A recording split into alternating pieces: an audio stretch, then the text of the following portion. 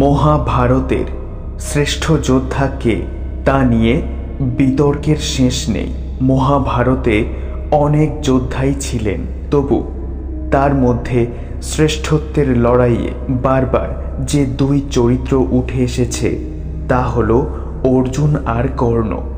কেউ বলেন অর্জুন সেরা, আবার কারো মতে কর্ণ, আবার কেউ কেউ ভীষ্মকেও এগিয়ে রাখেন এই লড়াইয়ে। আমরা এই প্রতিবেদনে মূলত আলোচনা করব অর্জুন ও কর্ণের মধ্যে সেরা যোদ্ধা কে।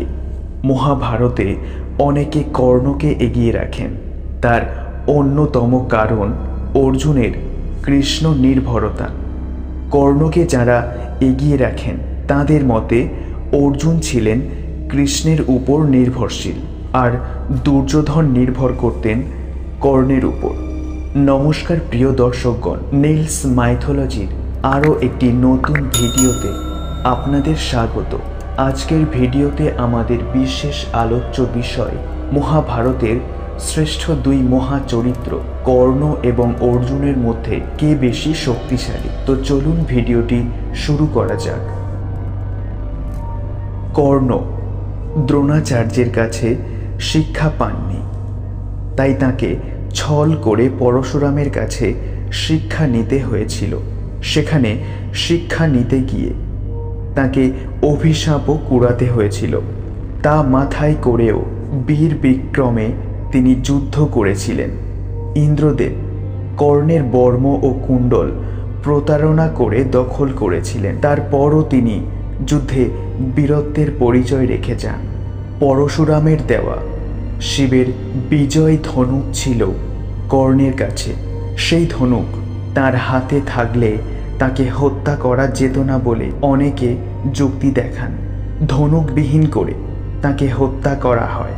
তারপর কর্ণ একাই জরাসন্ধকে পরাজিত করেছিলেন।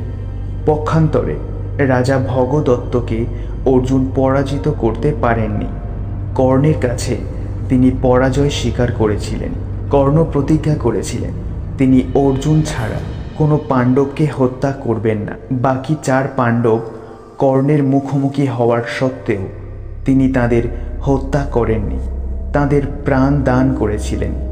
অশ্বসেন নামক সর্প অর্জুনকে দংশন করে প্রতিশোধ নিতে চাইলেও কর্ণ তাকে হত্যা করতে বারণ করেন। প্রথম অর্জুনের তীরে কর্ণের রথ কয়েক গজ পিছিয়ে যায়।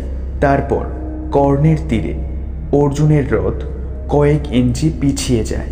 তারপর কৃষ্ণ কর্ণের প্রশংসা করেন। অর্জুনের তীরে কয়েক গজও পিছিয়ে যাবার পরও কেন কর্ণকে বাহবা দিয়েছিলেন তার যুক্তিও দেন কৃষ্ণ। কর্ণকেই তিনি বেশি কৃতিত্ব দেন। অর্জুনের রথে স্বয়ং শ্রীকৃষ্ণ বসে আছেন, হনুমানও রয়েছেন, তারপরও কর্ণ রথটিকে পিছিয়ে দিয়েছেন, তা কৃতিত্বের। আর তার পরিপ্রেক্ষিতে যারা অর্জুনকে এগিয়ে রাখেন তাদের যুক্তি, কর্ণ কবচ ও কুণ্ডল থাকার সত্ত্বেও দ্রুপদের কাছে হেরেছেন, অর্জুনের কাছে একাধিকবার হেরেছেন, বিরাট যুদ্ধেও হেরেছেন, আদি পর্বে ভীমের কাছে হেরেছিলেন কর্ণ, গন্ধর্বরাজ চিত্রসেনের কাছেও হেরেছিলেন অর্জুন। প্রথম ও শেষ জনকে পরাজিত করেছিলেন। আর অর্জুনকে যারা শ্রেষ্ঠ যোদ্ধা মনে করে তাদের মতে কর্ণ কবচ কুণ্ডল দান করেননি, তিনি তা বিক্রয় করেছিলেন। তিনি কবচ কুণ্ডল দিয়ে বিনিময়ে একাগ্নি বাণ নিয়েছিলেন, যা তিনি অর্জুন বধের জন্য রেখে দিয়েছিলেন। আর বিজয় ধনুক কতজনের কাছে ছিল তা নিয়েও মহাভারতে নানা উপাখ্যান রয়েছে। কর্ণ শুধু অর্জুনের কাছে নয়, কুরুক্ষেত্রের যুদ্ধে ভীমের কাছে 5 থেকে 6 বার হেরেছে। ভীমকে হারাতে পেরেছেন মাত্র 1 বার। সাত্যকীর কাছেও হেরেছিলেন কর্ণ। অভিমন্যুও 2 বার কর্ণী বাণ দিয়ে কর্ণকে ধরাশায়ী করেছিলেন। আর অশ্বসেনকে কর্ণ বারণ করেননি। দ্বিতীয়বার অর্জুনকে আক্রমণ করতে এলে অর্জুন তাকে কেটে দেন। অর্জুনের কৃতিত্বের তালিকাটা আরও দীর্ঘ।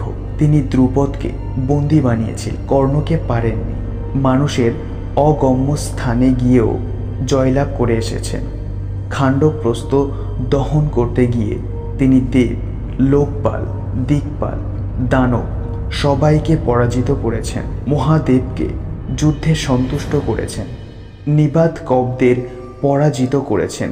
দেবতারাও তাদের পরাজিত করতে পারেননি। তারপর কালকেয়দের বধ করেছিলেন। শেষ হলো আজকের নিবেদন। তো আপনারাই বিচার করুন, এই দুই মহাশক্তিশালী যোদ্ধার মধ্যে কে বেশি শক্তিশালী। কমেন্ট বক্সে অবশ্যই আপনার নিজ নিজ মতামত ব্যক্ত করবেন। ভিডিওটি ভালো লাগলে লাইক এবং শেয়ার করতে ভুলবেন না। আর এই রকমই বিভিন্ন অজানা অদেখা পৌরাণিক কাহিনী সম্বন্ধে জানতে নীলস মাইথোলজি চ্যানেলটিকে সাবস্ক্রাইব করে রাখবেন। গল্প পাঠে আমি নীল। দেখা হচ্ছে নেক্সট ভিডিওতে।